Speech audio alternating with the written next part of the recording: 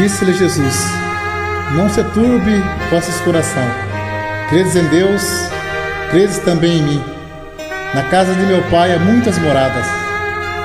Cada pessoa tem uma alma que geme dentro de si, com gemido inexprimível, querendo Deus, querendo Jesus Cristo, querendo alcançar a salvação. Jesus Cristo fez muito por mim e por ti. Você pode fazer por Ele também. Comece agora mesmo renunciando a si mesmo. Disse-lhe Jesus: vinde a mim, todos que estáis cansados e oprimidos, e eu vos aliviarei. Tomai sobre vós o meu jugo, e aprendei de mim, que sou manso e humilde de coração.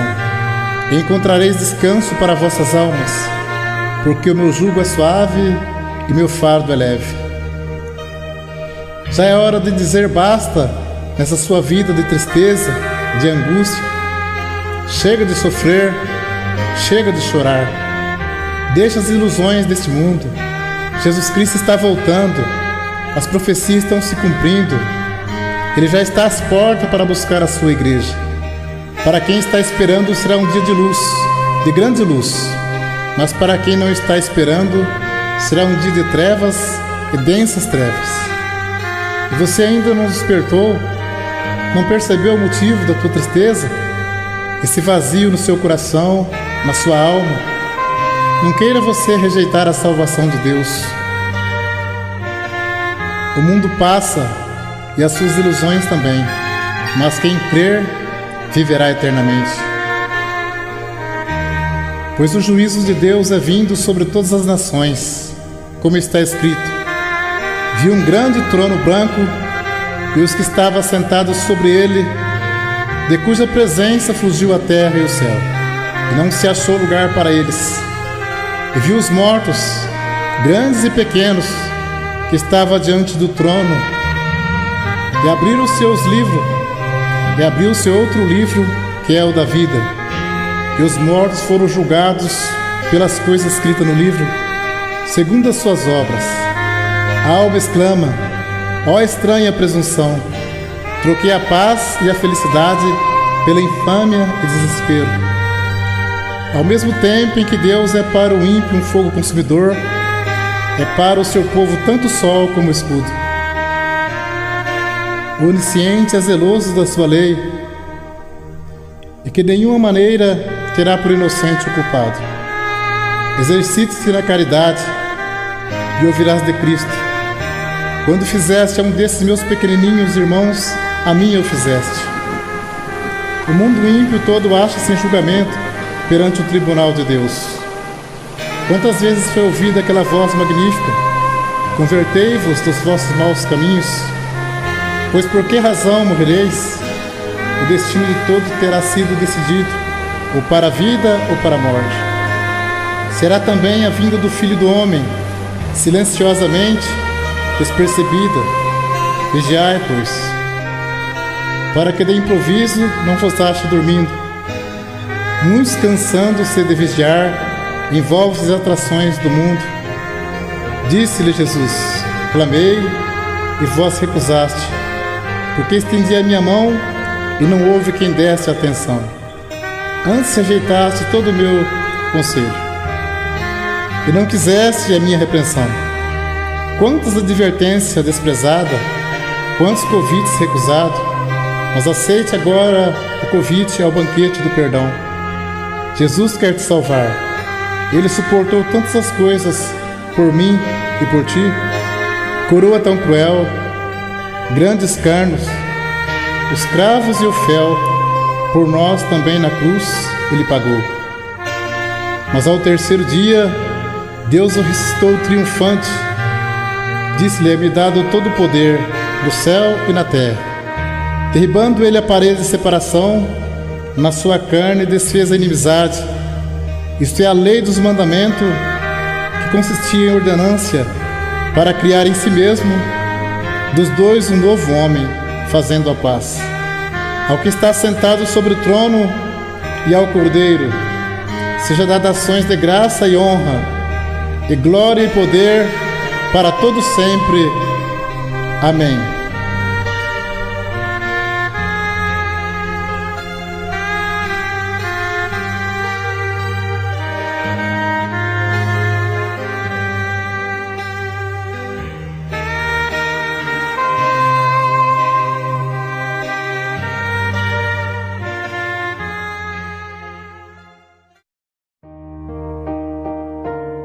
muitas pessoas procurando o caminho de salvação. Não conseguem encontrar.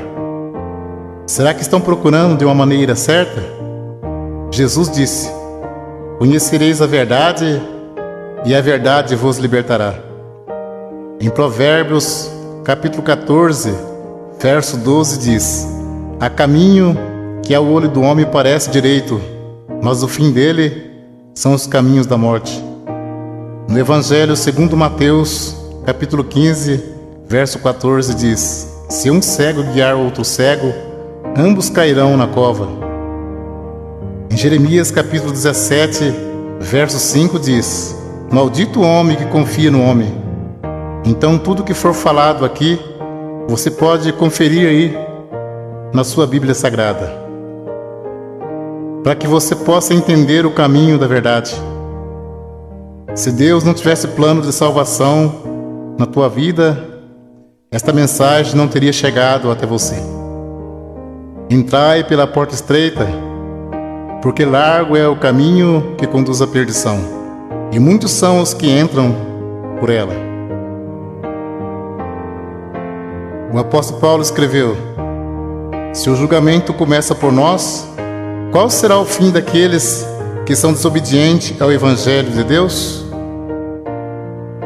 Se alguém não valorizar a palavra de Deus, com certeza dirá naquele dia: eu pensei que todos os caminhos levassem a Deus.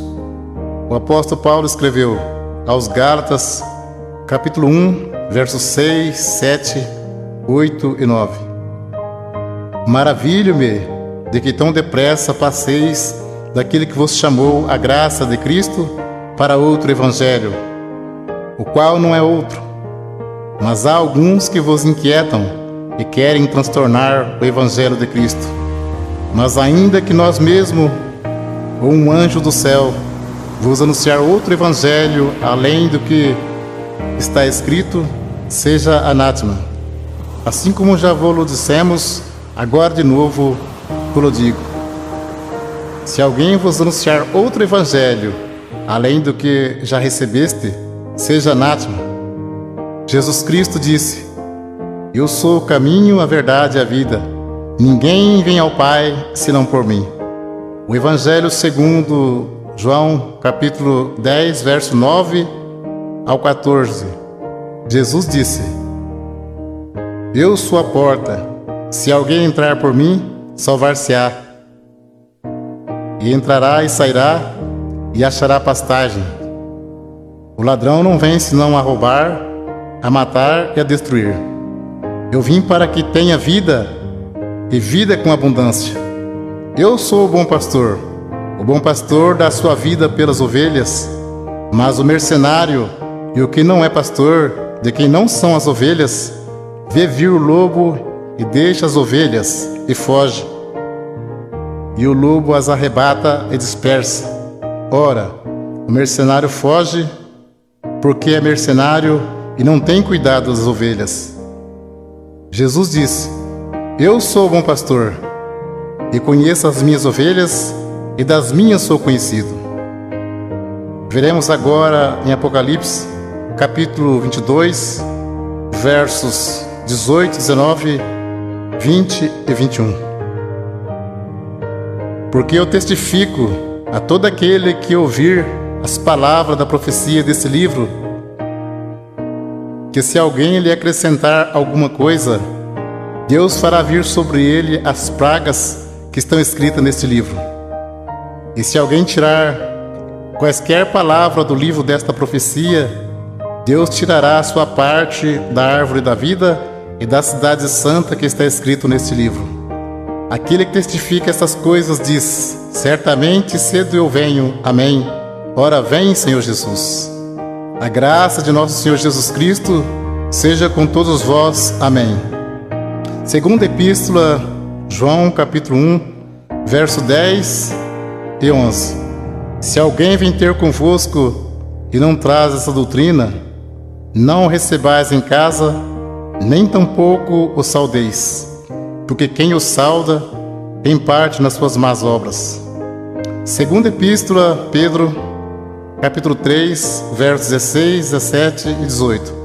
Falando disso, como em todas as suas epístolas, entre as quais há ponto difícil de entender, que os indultos inconstantes torcem igualmente as outras escrituras para a sua própria perdição.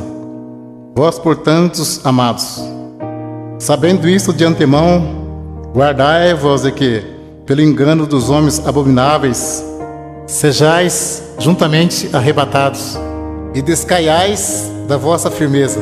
Antes crescei na graça e conhecimento de nosso Senhor e Salvador Jesus Cristo. A Ele seja dada a glória, assim agora, como no dia da eternidade. Amém. Segunda Epístola a Pedro, capítulo 1, verso 20 e 21. Sabendo primeiramente isto, que nenhuma profecia da Escritura é de particular interpretação, porque a profecia nunca foi produzida por vontade de homem algum, mas os homens santos de Deus falaram inspirado pelo Espírito Santo. Se a profecia não é de particular interpretação, então não temos nada que dizer que a doutrina é de Pedro ou de Paulo, mas sim doutrina de Jesus Cristo. Para termos a salvação, precisamos ter compromisso com a palavra de Deus.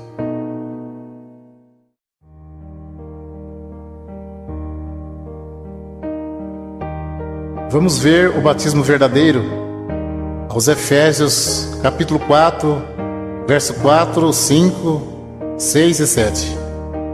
Há um só corpo e um só Espírito, como também foste chamados em uma só esperança da vossa vocação. Um só Senhor, uma só fé, um só batismo, um só Deus e Pai de todos, o qual é sobre todos e para todos e em todos. Mas a graça foi dada a cada um de nós, segundo a medida do dom de Cristo. Batismo tem muitos, mas de acordo com a Bíblia, é só um. Vamos ver qual é o verdadeiro. Segundo Marcos, capítulo 16, verso 15, 16 e 17. Jesus disse: Ide por todo o mundo, pregai o evangelho a toda criatura. Quem crer e for batizado será salvo, mas quem não crer será condenado. E estes sinais seguirão aos que crerem em meu nome. Expulsarão os demônios, falarão novas línguas, pegarão nas serpentes, e se beberem alguma coisa mortífera, não lhes fará dano algum. E porão as mãos sobre os enfermos e os curarão. Ora, o Senhor, depois de lhes ter falado, foi recebido no céu e assentou-se à direita de Deus. E eles, tendo partido, pregaram por todas as partes, cooperando com eles o Senhor e confirmando a palavra com sinais que se seguiram. Amém. Evangelho segundo João, capítulo 3, verso 3 ao 7. Jesus respondeu e disse-lhe: na verdade te digo, que aquele que não nascer de novo, não pode ver o reino de Deus. Disse-lhe Nicodemos: como pode um homem nascer sendo velho? Porventura pode tornar a entrar no ventre de sua mãe e nascer? Jesus respondeu: na verdade te digo, que aquele que não nascer da água e do Espírito, não pode entrar no reino de Deus. O que é nascido da carne é carne, e o que é nascido do Espírito é Espírito. Não te maravilhes de ter dito: necessário vos é nascer de novo. O novo nascimento e a regeneração só se recebe pela fé em Jesus Cristo, que pelo nosso pecado foi entregue e ressuscitou para nossa justificação. Vamos ler agora quais palavras faladas no batismo, de acordo com a palavra de Deus. Atos dos Apóstolos, capítulo 2, versos 37, 38 e 39. As primeiras conversões. E ouvindo eles isto, compungiram-se em seus corações E perguntaram a Pedro e aos demais apóstolos: que faremos, varões irmãos? E disse-lhe Pedro: arrependei-vos, e cada um de vós seja batizado em nome de Jesus Cristo para perdão dos pecados, e recebereis o dom do Espírito Santo. Aos Colossenses, capítulo 3, verso 17: e quando fizerdes por palavras ou por obras, fazei tudo em nome do Senhor Jesus, dando por ele graças a Deus Pai. Continua o assunto do batismo. Evangelho segundo Mateus, capítulo 28, versos 16, 17, 18, 19 e 20. E os 11 discípulos partiram para a Galiléia, para o monte que Jesus lhe tinha designado. E quando o viram, o adoraram, mas alguns duvidaram. Disse Jesus: portanto, ide, ensinai todas as nações, batizando-as em nome do Pai, do Filho e do Espírito Santo, ensinando a guardar todas as coisas que eu vos tenho mandado. E eis que estou convosco todos os dias, até a consumação dos séculos. Amém. Então, conforme vemos, as palavras faladas no batismo de imersão nas águas é: em nome de Jesus Cristo te batismo, e em nome do Pai, do Filho e do Espírito Santo. Como se sauda o povo de Deus quando se encontra ou se despede? Aos Colossenses, capítulo 3, verso 15: e a paz de Deus, para a qual também foste chamados em um corpo, domine em vossos corações e sede agradecidos.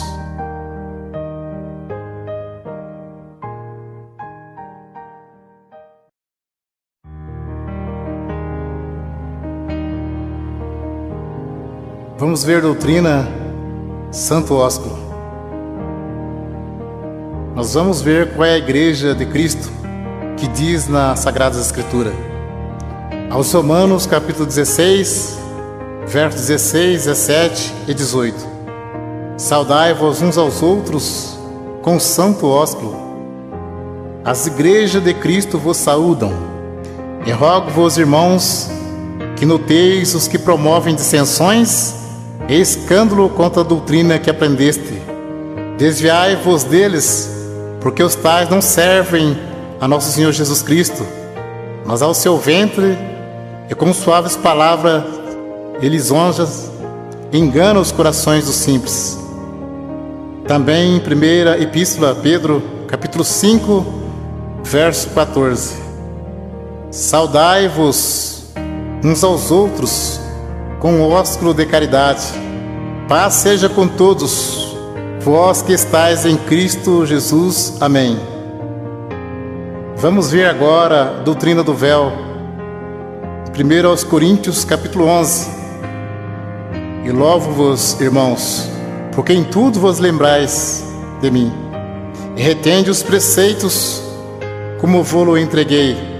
Mas quero que saibas que Cristo é a cabeça de todo varão, e o varão a cabeça da mulher, e Deus a cabeça de Cristo.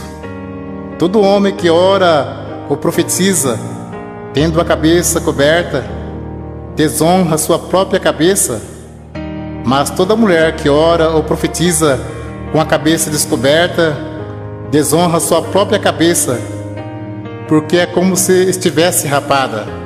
Portanto, se a mulher não se cobre com o véu, tosquie-se também. Mas se para a mulher é coisa indecente tosquear-se ou rapar-se, que põe o véu. O varão, pois, não deve cobrir a cabeça, porque é a imagem e glória de Deus, mas a mulher é a glória do varão. Porque o varão não provém da mulher, mas a mulher do varão. Porque também o varão não foi criado por causa da mulher, mas a mulher por causa do varão. Portanto, a mulher deve ter sobre a cabeça sinal de poderio por causa dos anjos. Todavia, nem o varão é sem a mulher, nem a mulher sem o varão no Senhor. Porque como a mulher provém do varão, assim também o varão provém da mulher. Mas tudo vem de Deus. Julgai entre vós mesmo. É decente que a mulher ore a Deus descoberta? Ou não vos ensina mesmo a natureza que é desonra para o varão ter cabelos crescidos? Mas ter a mulher cabelos crescidos lhe é honroso, porque o cabelo lhe foi dado em lugar de véu. Mas se alguém quiser ser contencioso, nós não temos tal costume, nem as igrejas de Deus. Até o texto diz como as mulheres devem se apresentar-se na igreja. Então é bem claro, ter a mulher cabelos crescidos lhe é honroso, porque o cabelo foi dado em lugar de véu. Então, se o cabelo é dado em lugar de véu, não pode cortar nem tosquear. Mas se para a mulher é coisa indecente tosquear-se ou rapar, que põe o véu. Se tivesse escrito somente do cabelo, não mandaria pôr, porque o cabelo já está no lugar. Uma cortina você põe e tira.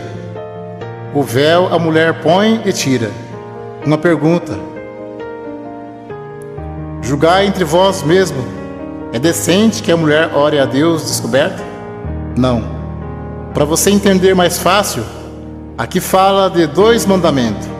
A mulher não pode cortar o cabelo, porque ter a mulher cabelos crescidos lhe é honroso, e tem que pôr o véu branco. Portanto, a mulher deve ter sobre a cabeça sinal de poderio por causa dos anjos. Tem que se cobrir com o véu quando for orar e profetizar. Vamos ler 1 aos Coríntios capítulo 14, verso 32 ao 37. Fala sobre necessidade de ordem no culto, porque os espíritos dos profetas estão sujeitos aos profetas, porque Deus não é Deus de confusão, senão de paz. Como em todas as igrejas dos santos, as mulheres estejam caladas nas igrejas, porque lhes não é permitido falar, mas estejam sujeitas como ordena a lei. E se querem aprender alguma coisa, interroguem em casa seus próprios maridos, porque é indecente que as mulheres falem na igreja. Porventura saiu dentre vós a palavra de Deus? Ou veio ela somente para vós? Se alguém cuida ser profeta ou espiritual, reconheça que as coisas que vos escrevo são mandamento do Senhor.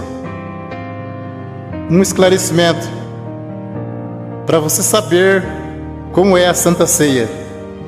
Jesus celebrou a última Páscoa, que era uma vez ao ano, e celebrou a primeira Santa Ceia, que se segue uma vez ao ano. A Santa Ceia é a lembrança do sacrifício e da morte de Jesus Cristo por nós, até que Ele venha nos buscar.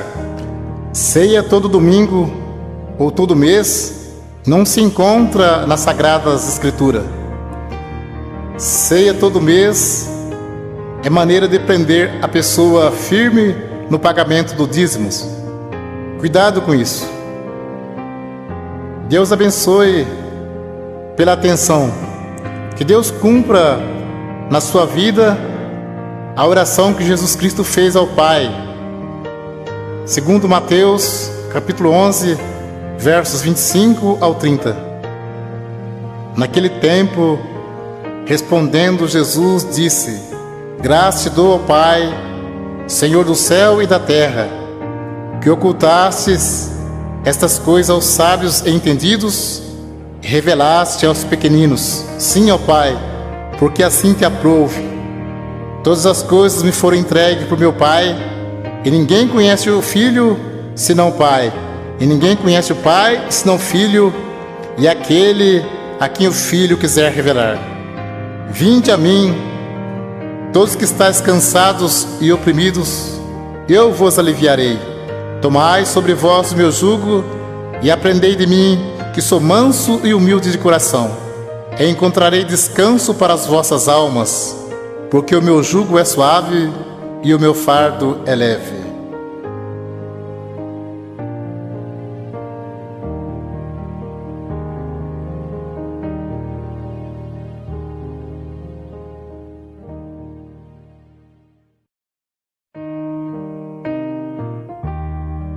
O assunto agora é sobre dízimos. Velho Testamento, Malaquias, capítulo 3, versos 8 e 10. Roubará o homem a Deus? Todavia vós me roubais e dizeis: em que te roubamos? Os dízimos e nas ofertas alçadas. Trazei todos os dízimos à casa do tesouro, para que haja mantimento na minha casa. E depois fazer prova de mim, diz o Senhor dos Exércitos, se eu não vos abrir as janelas do céu e não derramar sobre vós uma benção tal, que dela vos advenha a maior abastança. Alguém levava um animal perfeito e o sacerdote negociava o animal perfeito e sacrificava um animal imperfeito no lugar. Nisso que eles estavam roubando a Deus. Digo sempre, Deus não usa dinheiro. Coleta é para o próprio bem do povo de Deus. Se Deus não abrisse as janelas do céu e não mandasse chuva, a terra não produzia alimento.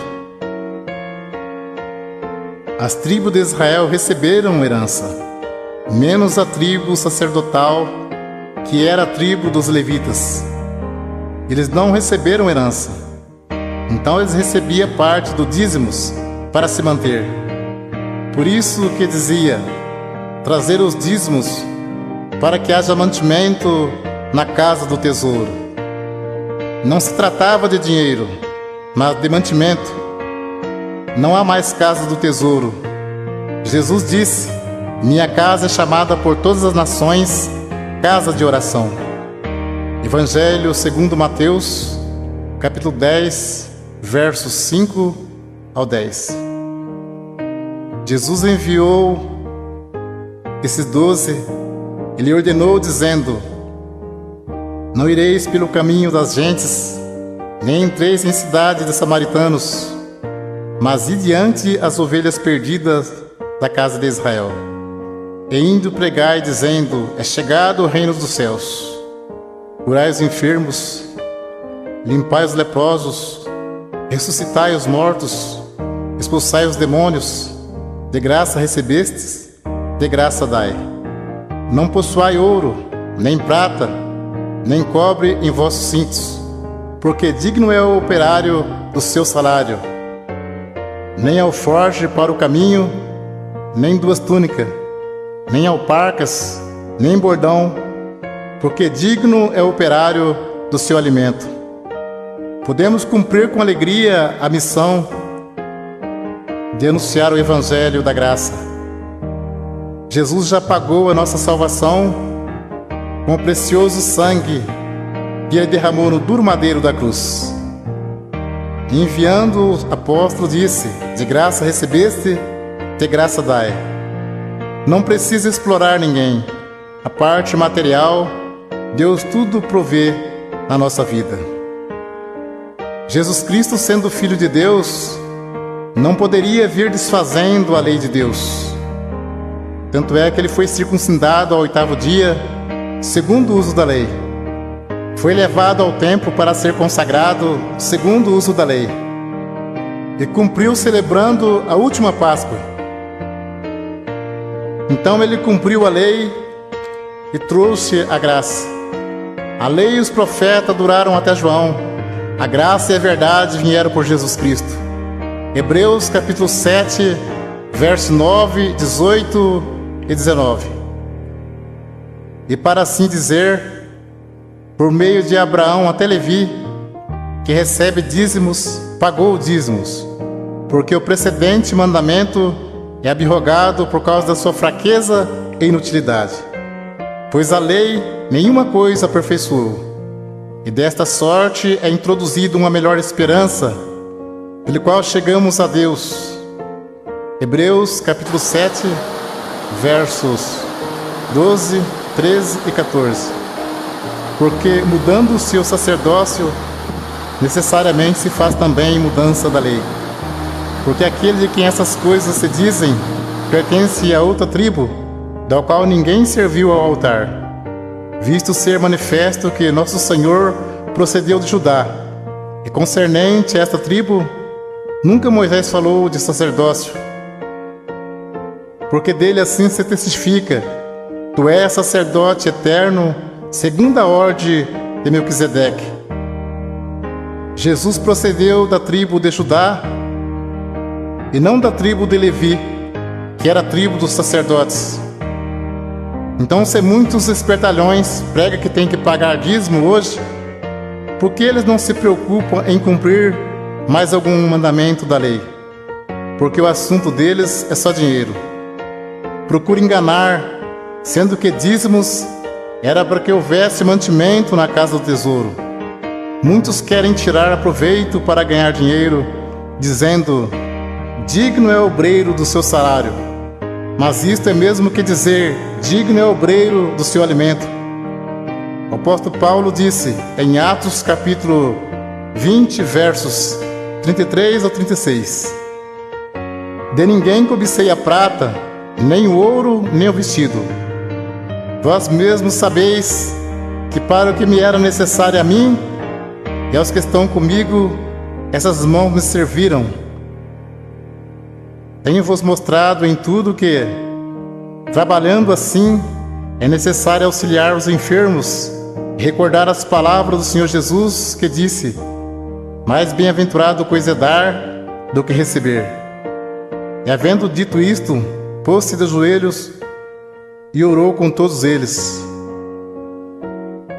Mas o assunto viver do Evangelho era alimento, e não receber dízimos. Para você entender mais fácil, os apóstolos poderiam viajar em missão e ficar na casa de alguém não crente e ali se alimentar por alguns dias. E como Deus estava chamando também pessoas pobres, em vez dos apóstolos pedir dinheiro aos novos convertidos, eles os ajudavam. Vamos ler aos Romanos capítulo 15, versos 26 e 27. Porque pareceu bem a Macedônia e a Caia fazerem uma coleta para os pobres dentre os santos que estão em Jerusalém. Isso lhe pareceu bem, como devedores que são para com eles, porque se os gentios foram participantes dos bens espirituais, devem também ministrar os temporais. Confira esse assunto com atenção. Paulo disse em 1 Coríntios, capítulo 9, verso 12 ao 14 e 15 ao 18. Se outros participam deste poder sobre vós, por que não mais justamente nós? Mas nós não usamos desse direito, antes suportamos tudo para não pormos impedimento algum ao Evangelho de Cristo. Não sabeis vós que os que administram o que é sagrado comem do que é do templo, e que os que de contínuo estão junto ao altar participam do altar?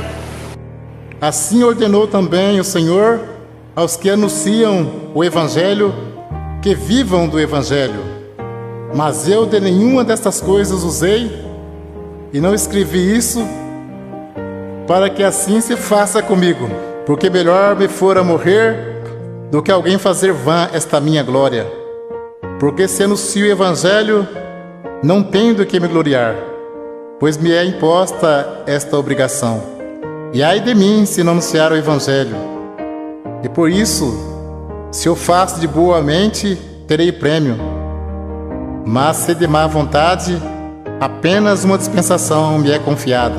Logo, que prêmio tenho que, evangelizando, proponha de graça o Evangelho de Jesus Cristo, para não abusar do meu poder no Evangelho. E Paulo disse: outras igrejas despojei, deixando de receber salário, para vos anunciar de graça o Evangelho de Jesus Cristo.